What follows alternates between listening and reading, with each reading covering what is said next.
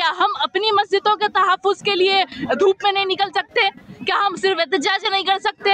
احتجاج کرنے سے بہت کچھ ہوتا، اگر احتجاج نہیں کرتے تو آج یہ ملک آزاد نہیں ہوتا۔ مودی سرکار کو مجبور کریں گے کہ یہ سیاہ قانون کو واپس لے۔ تو ہاتھ پہ ہاتھ رکھ کے بیٹھنے سے بہتر ہے کہ ہم کچھ نہ کچھ حرکت کریں۔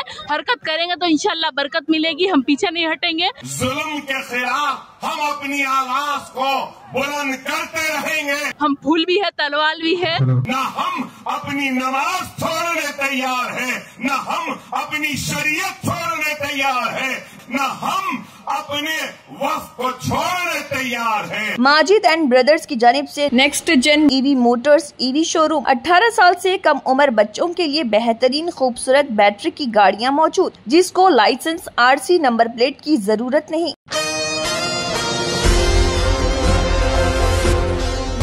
وقف ترمیمی ایکٹ 2025 کے خلاف اپنی ناراضگی کو جاری رکھتے ہوئے آل انڈیا مسلم پرسنل لاء بورڈ AIMPLB 1 جون کو دوپہر 2 بجے سے شام 5 بجے کے درمیان حیدرآباد کے دھرنا چوک پر احتجاجی مظاہرہ کیا۔ احتجاج کا اہتمام وقف بچاؤ مہم کے حصے کے طور پر کیا گیا۔ AIMPLB نے ایک بیان میں کہا ہے کہ وقف کی حفاظت ہمارا مذہبی فریضہ ہے اور آئین کی حفاظت ہماری قومی ذمہ داری ہے۔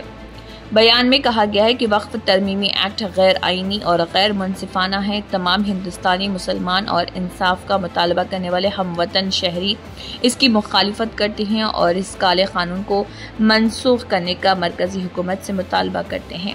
اس موقع پر All India Muslim Personal Law Board AIMPLB president Maulana Khalid Saifullah Rahmani, مجلسی floor leader Akbaruddin Owaisi, مجلسی ارکان اسمبلی، کارپوریٹرز، لیڈرز اور عوام کی کثیر تعداد موجود تھی۔ سید فلک نے بات کرتے ہوئے تفصیلات بھی بتائی۔ ایشین ٹی وی نیوز سے سینئر رپورٹر شیخ احمد کی یہ رپورٹ۔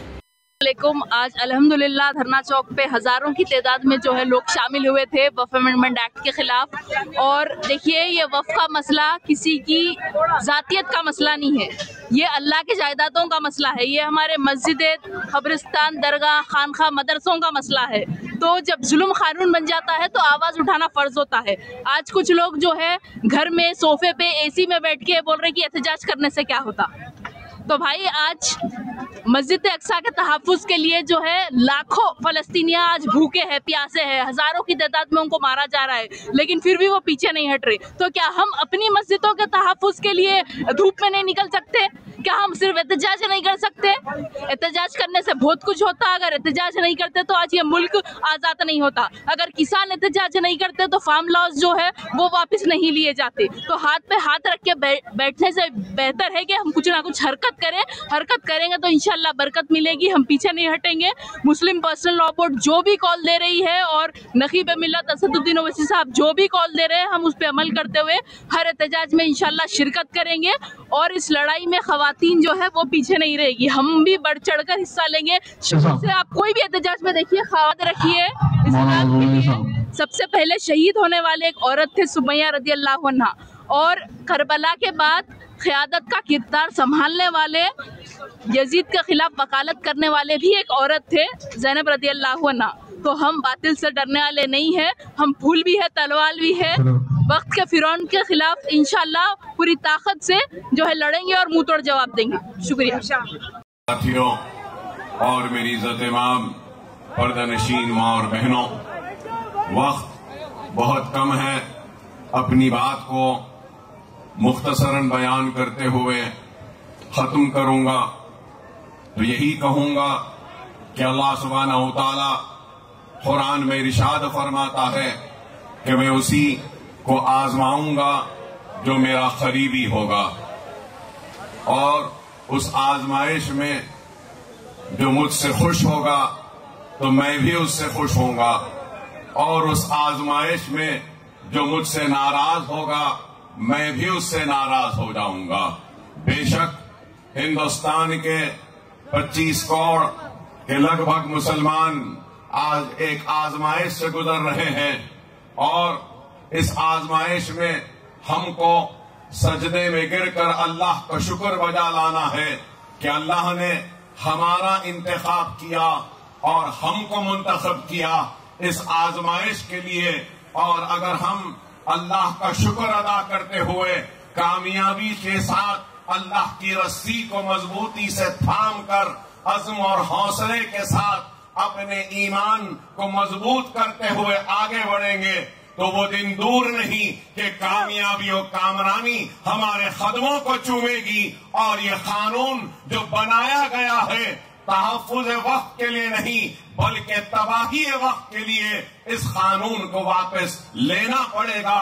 لیکن اس کے لیے ہم کو اپنے صفوں میں ایک اتحاد کو پیدا کرنا پڑے گا۔ ہم کو اس بات کو بھولنا نہیں ہے کہ آزمائش آتی ہے، اور آزمائش میں ثابت قدمی سے جو قوم آگے بڑھتی ہے تو اس قوم کو شکست نہیں ہوتی، اور ہر قوم کے تاریخ میں عروج و زوال لکھے ہیں، مصیبتیں اور پریشانیاں لکھی ہیں۔ بے شک ہم آج اس آزمائش سے گزر رہے ہیں، لیکن اللہ کا شکر ادا کرتے ہیں کہ اللہ نے اس آزمائش کی گھڑی میں ہم کو منتخب کیا ہے، اور ہم ایک ثابت قدمی کے ساتھ، ایمان کی مضبوطی کے ساتھ، ایک عزم کے ساتھ، حوصلے کے ساتھ، اتحاد کے ساتھ مسلم پرسنل لا بورڈ کا جو بھی احتجاجی پروگرام ہوگا اس کو لبیک کہیں گے، اور ہم کھانے سے کھانا ملا کر ایک سیسا پلائی ہوئی مضبوط دیوار کی طرح کھڑے رہیں گے، اور ہر طوفان کا مقابلہ کریں گے، اور ہم کامیاب و کامران ہوں گے۔ میں مجلس اتحاد المسلمین کی جانب سے، مسلم پرسنل لا بورڈ سے یہ بات کہہ رہا ہوں کہ ہم آپ کے ساتھ ہیں، آپ قیادت کریے، ہم آپ کے پیچھے ہیں، اور آپ کی ہر آواز پر لبیک کہیں گے، اور ظالم کے ظلم کے خلاف ہم اپنی آواز کو بلند کرتے رہیں گے، اور ظالم کو شکست دیں گے، اور مظلوم کی فتح ہوگی، حق پرستوں کی کامیابی ہوگی، ایمان کی کامیابی ہوگی۔ اور وہ لوگ جو سمجھ رہے ہیں کہ ان قانون کے ذریعے ہمارے عزم کو، ہمارے حوصلوں کو کمزور کریں گے، ہمارے حوصلے، ہمارے عزم نہ کم ہوئے ہیں نہ کم ہوں گے، نہ ہم اپنی نماز چھوڑنے تیار ہیں، نہ ہم اپنی شریعت چھوڑنے تیار ہیں، نہ ہم اپنا حجاب چھوڑنے تیار ہیں، نہ ہم اپنے وقت کو چھوڑنے تیار ہیں۔ ہم اپنی حق کی لڑائی لڑتے رہیں گے، دائرے دستور میں رہتے ہوئے، دائرے جمہوریت میں رہتے ہوئے، دائرے قانون میں رہتے ہوئے اپنی حق کی لڑائی لڑیں گے،